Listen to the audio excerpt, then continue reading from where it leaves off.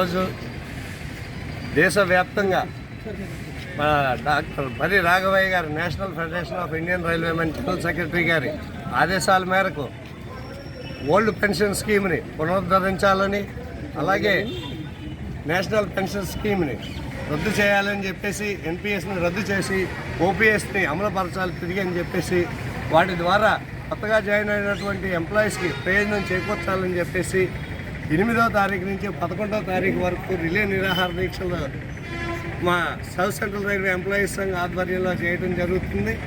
అందులో భాగంగా ఈరోజు 9వ తారీఖు సామర్లకోట బ్రాంచ్ తరఫున ఈరోజు రిలే నిరాహార దీక్ష చేయడం జరిగిందండి.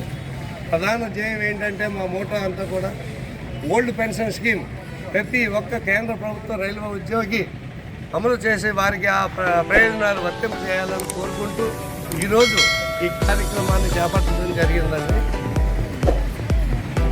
అలాగే ఇది 1/1/2004 నుంచి అమల్లోకి వచ్చింది ఎన్పిఎస్.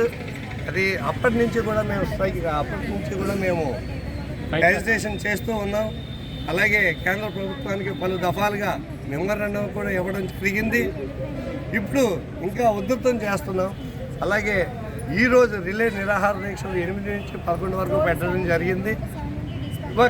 మరి ఈ యొక్క దీక్షలని మరి చూసి కేంద్ర ప్రభుత్వం స్పందించి ఒక నిర్ణయం తీసుకుంటే కేంద్ర ప్రభుత్వ ఉద్యోగులందరికీ కూడా మేలు జరుగుతుంది. అలాంటి నిర్ణయం తీసుకోలేని పక్షంలో ఇంకొక అడుగు ముందుకేసి మేము ఇంకా ఎక్కువ ప్రెజర్ తీసుకురావడానికి ప్రయత్నం చేస్తాం. మా మోటో మెయిన్ ప్రతి కేంద్ర ప్రభుత్వ ఉద్యోగికి కూడా ఓల్డ్ పెన్షన్ స్కీమ్లో అమల్లోకి రావాలని కోరుకుంటున్నాం.